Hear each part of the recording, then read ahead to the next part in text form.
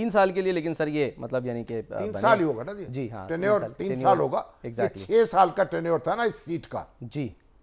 इस 6 साल इस्लामाबाद से उन्हें सेनेटर रहना था, बिल्कुल, लेकिन वो पहले मुस्ताफी हो गए जी। अब फिर दोबारा इलेक्शन लड़ा तो 3 साल तक ये उनकी सीट बाकी रहेगी और 3 साल के बाद फिर नए चेयरमैन का इंतखाब होगा। फिर देखिए कहाँ से वो इलेक्शन लड़ते हैं और क्या होता है उस वक्त देखेंगे। उधर वो सरफराज बुगटी साहब जो हैं वो भी जाहिर सी बात है कि उधर चले गए थे। नहीं, वो तो वज़ीर आला बन गए ना, वज़ीर आला बन गए, उनकी सीट खाली हो गई थी, ऊपर हो गई। अब वो वज़ीर आला हो गए, पीपल्स पार्टी में शामिल हो गए। अब हमारे जो काकड़ साहब हैं, अनवारुल्लाह काकड़ साहब, अब वो भी सेनेट का इलेक्शन लड़ना चाहते हैं। अब देखते हैं 2 अप्रैल को जो होने वाला है। उनकी कोशिश ये होगी कि आज़ाद उम्मीदवार के तौर पे लड़े। अच्छा, लेकिन हो सकता है किसी जमात में शामिल होना पड़ जाए। अब ये जो निगरान हैं उन पर तो इसीलिए बातें बन रही हैं ना कि वो अब देखिए हमारे मोहसिन नकवी साहब निगरान भी थे, अब वज़ीर दाखिला भी बन गए और फिर सेनेट का इलेक्शन भी लड़ेंगे। और ये भी कहा जा रहा है कि वो मुश्तरका उम्मीदवार होंगे। अच्छा, मुस्लिम लीग नून के और पीपल्स पार्टी के, क्योंकि और आज़ाद उम्मीदवार पे तौर पे इलेक्शन लड़ेंगे और दोनों जमातें सपोर्ट करेंगी। अब देखते हैं क्या करते हैं वो। तो बहरहाल सजरानी साहब का सर फिर क्या लग रहा है, जो इतने पावरफुल रहे, 2 दफ़ा चेयरमैन रहे, अब गोशाए गुमनामी में आपको जाते दिखाई दे रहे हैं। की सियासत में रह गए, इसमें क्या है, फिर इलेक्शन लड़ लेंगे। सेनेट का इलेक्शन होने वाला है, उसमें फिर हिस्सा ले लेंगे, इसमें क्या है। सही, ठीक। अच्छा सर, आज जो वो कुछ डेवलपमेंट्स हुई हैं, मैंने बताया अचानक आए थे ना जी, अचानक नमूदार हुए थे, आसमान पे पहुंचे तो फिर उसके बाद ये अचानक का मामला ऐसा ही होता है ना। तो लेकिन अब तो उन्होंने अपना एक असर रुख उनका है और उन्होंने अच्छी चेयरमैनी की है, बना के रखी है लोगों के साथ। तो हो सकता है कि फिर मंजर आम पे दोबारा आ जाए। ठीक है। अच्छा सर, मंजर आम पे दोबारा आने से याद आया कि आज जो है वो हुसैन नवाज साहब जो हैं, उनकी जो है वो जो उनको कहा गया था कि जी दायमी वारंट थे, वो मनसूख कर दिए गए हैं। और ज़ाहिर है वो वापस आए ये सोच के कि बस ठीक है जी, बड़े इल्ज़ामात लग गए, झूठे इल्ज़ामात, केसेस रिवर्स हो रहे थे। उनके वालिद के ज़ाहिर है फ्लैगशिप रेफरेंस अल अजीज़िया एवनफील्ड रेफरेंस, इसमें वो पेश हो गए, सरेंडर कर दिया। और हुसैन नवाज, देखें हसन नवाज तो एक अरसे से अपना लंदन में अपना बिजनेस कर रहे हैं। हुसैन जो हैं वो अपने दादा के बड़े चहेते थे, मियाँ मोहम्मद शरीफ। अच्छा। और उनके साथ रहते थे और उनकी आंख का तारा थे। अच्छा। और बड़े एक फर्मा बरदार पोते। और अब जाहिर है जब मुकदमात कायम हुए नवाज शरीफ साहब पर, तो उनको भी बीच में धर लिया गया।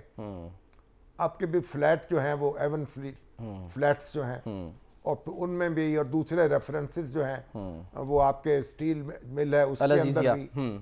और मतलब जो बिजनेस था मियाँ मोहम्मद शरीफ साहब का, उसमें वो उनके साथ शरीक थे। उनको नवाज शरीफ साहब का तो कहना यह कि वो बिजनेस से अलग कर चुके थे अपने आप को। तो बहरहाल जो मुकदमे चले वो भी हमने देखे, फिर जिस तरीके से वो बाहर रहे, अदालत में पेश नहीं हुए, अब हालात बदले हैं तो वापस आए। और जब ये परवेज़ मुशर्रफ साहब आए थे और उन्होंने छपखून मारा था, तो उस वक्त ये फिर कैद किया गया था हुसैन नवाज को, और ये भी कोई 12-14 महीने कैद रहे थे उस वक्त, कोई मुकदमा चलाए बगैर उन पर। फिर अपने वालिद साहब के साथ ही उनको रुख्सत कर दिया गया, बैरून मुल्क चले गए जिला वतन के। मसला ये है, पहले तो भुट्टो साहब के दौर में मियाँ मोहम्मद शरीफ का जो कारोबार था उसको कमाया लिया गया, नेशनलाइज इत्तेफाक फाउंड्री। जी जी। तो जब कमाया गया तो फिर बाहर गए वो, तो फिर अपना रोटी तो कमानी है, तो बाहर उन्होंने बिजनेस किया दुबई में जाकर। और उसके बाद जब परवेज़ मुशर्रफ साहब का दौर आया तो फिर उनको बाहर जाना पड़ा, फिर एक उस्ताद पड़ी, फिर उन्होंने वहाँ भी एक मिल लगाई सऊदी अरब में भी, और इस तरह कारोबार जो है उनका जो दुबई में भी हुआ। तो अब ये है कि जब आप इस तरह से लोगों का जीना हराम करेंगे और बाहर जाएंगे तो वो भी कारोबार करेंगे, तो फिर उनका पीछा करेंगे, फिर मुकदमे बनाएंगे। अब मुकदमे जो बनाए गए हैं वो मुकदमे एक वक्त ऐसा मालूम होता था कि बस इनको तो कोल्हू में पिसवा देंगे। अब आप देखिए वापस आए हैं, उनकी जमानत हो गई है 50,000 रुपए के मचलकों के ऊपर। अब वो उन मुकदमात में नवाज शरीफ साहब बरी हो चुके हैं, मरियम बरी हो चुकी हैं, ये भी बरी हो जाएंगे। भाई बात ये है, ये बेटे जो हैं, अगर तो बाप के पर एतराज है ना कि उसकी कमाई का उसके बारे में सवाल कर रहे हैं, हाँ जी, तो बेटों का क्या कसूर है उसमें? और अगर बेटों के पास है तो फिर बाप का क्या कसूर है? तो वो कहते रहे भाई हमारे दादा के मामलात हैं, दादा बिजनेसमैन थे, दादा के पैसे हैं। लेकिन बार आप देखें, अब ये तो मुकदमे तो अदालतों में चले हैं और मजीद भी चलेंगे, लेकिन पाकिस्तानी रियासत जो है उसका क्या चेहरा बिगड़ा है? हम क्या दुनिया को हमने क्या दिखाया? एग्जैक्टली। यानी एक शख्स, और ये मुसलसल ये कहानी है, एक शख्स जो है अपोजिशन में होता है, उसके खिलाफ मुकदमात की भरमार होती है, निशाने पे होता है, वो निशाने पे होता है।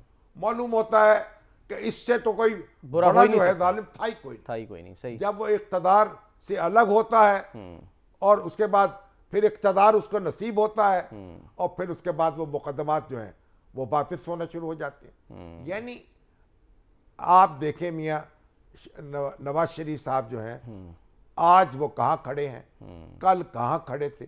आज इमरान खान कहाँ खड़े हैं, कल कहाँ खड़े थे। कल इमरान खान जो थे वो गुर्राते थे, धाड़ते थे शरीफ बरादरान पर और कहते थे मैं उनको जीने नहीं दूंगा। आज वो खुद की साल में है। सही बात। और एक वक्त आएगा कि आप देखेंगे कि इमरान खान के जो मुकदमे हैं वो भी आहिस्ता आहिस्ता दम तोड़ जाएंगे। मोहतरमा बेनज़ीर भुट्टो के ऊपर गुलाम इसाक खान ने सदर थे जब वो 6 के 7 रेफरेंस कायम किए करप्शन के, कहते बड़े मजबूत रेफरेंसेस हैं और वे बच के नहीं जाएंगी।